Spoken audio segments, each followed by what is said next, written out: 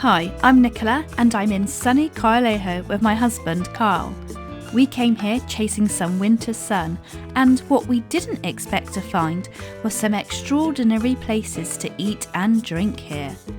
We were blown away by some of the places we visited, so we're going to show you our top 4 restaurants. If you're planning a trip to Corralejo, you must add these to your bucket list. Subscribe to Nicola Explores to join our adventures around Europe. First up is Gilda Casa de Pinchos and Tapas. This cosy little spot is a haven for tapas lovers and is a great way of trying a wide variety of traditional Canarian and Spanish dishes in a relaxed, inviting environment.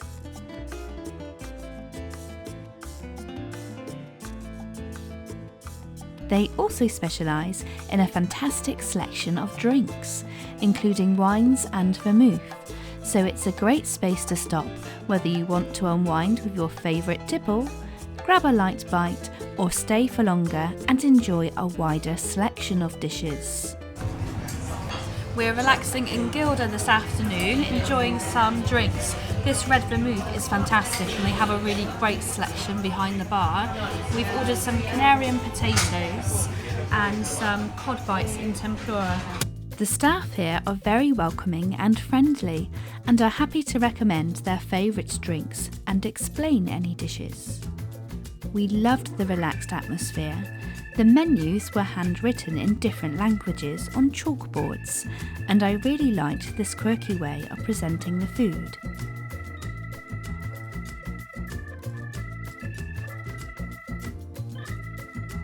We tried the Canarian potatoes, a simple but delicious dish of new potatoes boiled in salt water with a chili pepper garlic sauce called mojo sauce. You can find this dish in many restaurants and it makes a great side. We also tried their cod bites in tempura, which were unbelievably fresh.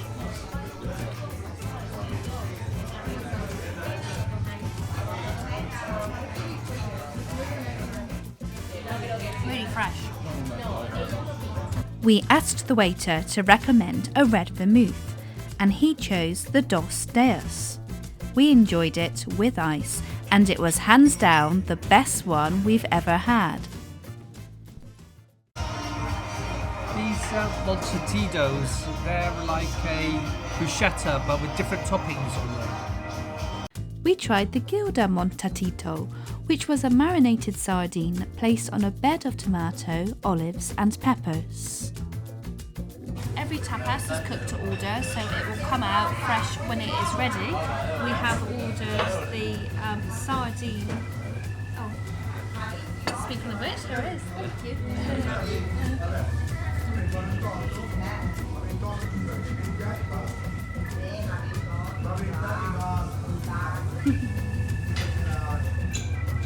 We also enjoyed their patatas bravas, a more traditional Spanish potato-based tapas dish. These were the lamb dumplings, which weren't exactly what we were expecting, but the lamb was tender and delicious. In fact, it was even better than what we were expecting. At just $6.50, we were surprised how much lamb was served in this dish. All of the dishes were exceptional value and made with the freshest ingredients. When we paid our bill, we were offered a shot of honey rum, a speciality of the island, and it was a fantastic way to round off such an enjoyable afternoon trying a variety of dishes. Next is Land of Freedom. We're on our way to Land of Freedom, where they serve trays of tapas with accompanying wines. 5 tapas, 5 wines. This place was so popular that we were turned away the first time we tried to visit, as they were fully booked on a Thursday night in January, so we highly recommend booking a table in advance. We've reserved a table at Land of Freedom and we're on our way there now. There are lots of fantastic reviews, and so we're really looking forward to seeing whether it's up to the hype. This place is a must visit if you're into tasting menus and unique pairings. There are 2 sides to the menu, so you can order starters, mains or dessert for a traditional dining experience, or you can go for one of their tapas trays, paired with a selection of wines. We'd already decided to go for one of their tapas trays before arriving, and we were so glad we did. There is a choice of trays to choose from, including land, sea, Canarian, Mediterranean, vegetarian and vegan, alongside gluten-free trays and trays for children. You can choose to pair each tray with accompanying wines, which have been expertly selected by the chefs to complement each dish.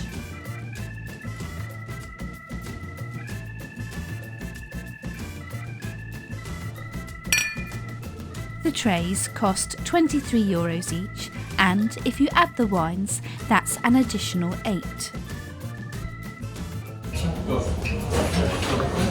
I'll go for land tray. Carl chose the land tray, and I chose the Canarian tray, and we were both absolutely blown away by the quality of each dish and the accompanying wines. The land tray included a Spanish tortilla, potato and onion dish, chicken with apricots and coffee, meatballs in red wine, pork fillet with honey and a paprika beef stew. The Canarian tray included breaded goat cheese with green mojo sauce, garlic prawns, Canarian potatoes, lentils with chorizo and Canarian meatballs. There's no correct way of tucking in, but I ate mine in a more methodical way, from left to right, savouring one dish at a time alongside each drink. Methodical. Carl excitedly tucked in across all of his dishes and drinks at once, mixing all of the flavours. Random.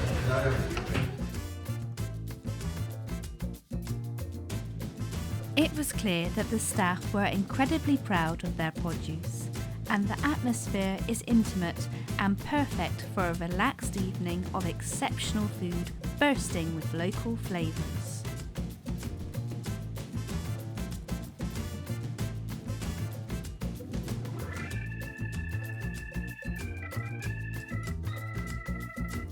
Four.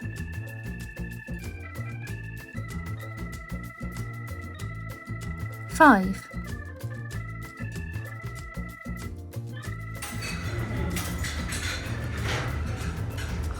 Dessert. We also splashed out on a dessert tray and shared 5 desserts with 2 glasses of cava. Each one was homemade and beautifully presented, and we loved every single one of them. This restaurant was a real highlight of the trip, and if you come to Corralejo, you just have to visit for such a mouth-watering, delicious experience. This was high quality, slow dining at its best in such a relaxed and welcoming atmosphere. When we asked for the bill, the waiter smiled and said, "This is not the end of your dining experience. You can have a drink on the house." And he offered us limoncello or honey rum. Of course, we opted for the Canarian honey rum.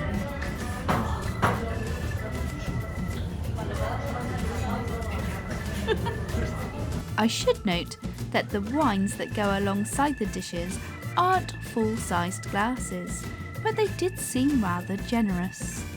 Cheers! The places we're visiting aren't your typical tourist traps, and you won't find them on the main street or directly on the seafront. I'll add links and the full name and address of each restaurant in the video description. For something a bit more traditional, El Rincón is a gem. It's an Argentinian restaurant in one of the side streets in the heart of the old town. They specialise in steak, grilled meats, burgers, escalopes and salads. All of their meat is cooked on a volcanic stone grill. We had previously visited for fillet steaks, and they were of exceptional quality, so we thought we'd return and try something else on the menu.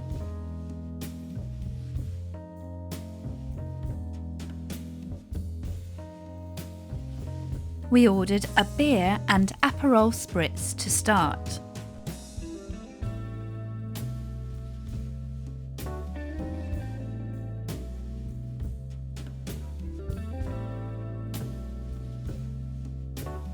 Carl chose the El Rincón beef burger with rocket, caramelized onion, sun-dried tomatoes and chimichurri mayonnaise. It's served in a brioche bun, and you can ask to have the burger well done or medium.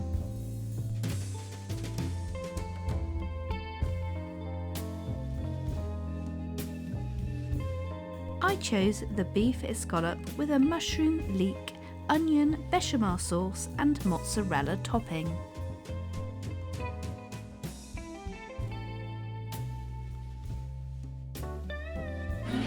The combination of beef, mozzarella, leek, onion and mushroom is fantastic. It's such a hearty portion. I'm really glad that I went for the side salad instead of the chips, and I'll probably take some home with me. I couldn't finish mine. Tap out. But they did let us take it away, so we enjoyed it in our apartment the next day alongside a platter of meats, cheeses and bread. We enjoyed our meals in El Rincón, but if we were to return, we would definitely go for the steak again. Before taking you to the final restaurant on our little foodie tour, we'd also like to point out a few places to grab a drink. If you're after beachside views, you're spoilt for choice for places to grab a beer, cocktail or coffee. Waikiki Bar is a popular spot for tourists to soak in the sun while admiring the sea.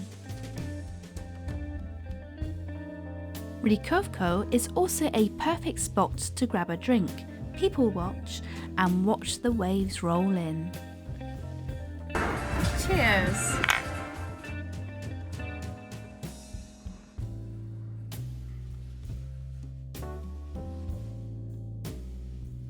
The beer is just $1.50.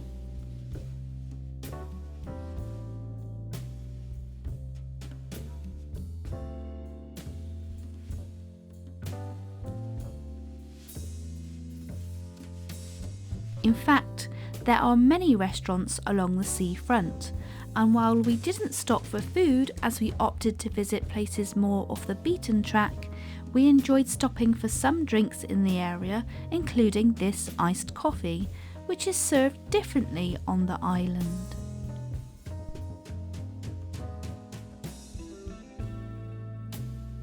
I ordered an iced coffee, and what I received wasn't an iced coffee as we know it, but it was a regular warm coffee with a scoop of vanilla ice cream and whipped cream on top. So really not what I was expecting, but it is a nice treat.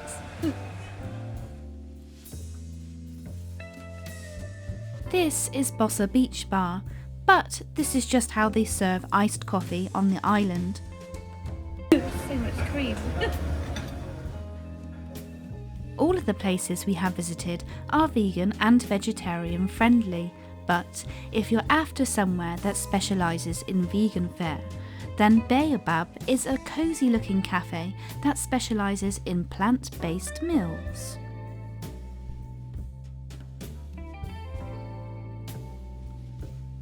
One final stop on this foodie tour of Corralejo is La Taberna. It's a charming restaurant where you'll find a mix of local and Mediterranean flavours, including meat, seafood, pasta and paella. Carl ordered the beef stroganoff and I chose the pork chops. We shared an excellent rioja, and once again we were offered a honey rum at the end of our meal.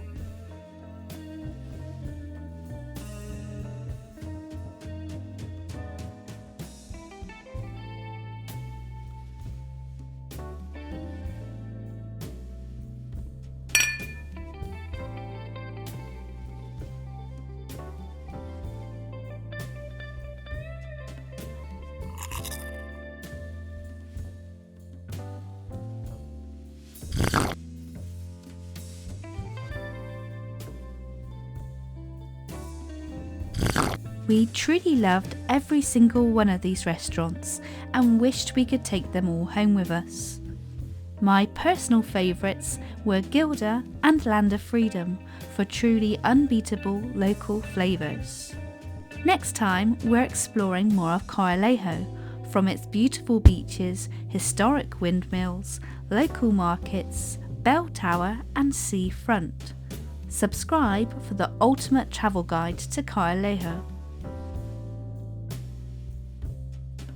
If you visit and decide to try one of the restaurants we featured, please do let me know your thoughts in the comments below. If there's somewhere else you think we should try next time, please do let us know too. If you found this guide helpful, please do subscribe. Only 7% of you watching subscribe to my channel, so it would be really helpful if you could hit that subscribe button. It's completely free and is a great way of supporting my channel.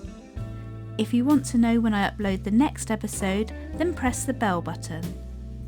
Until next time, happy exploring!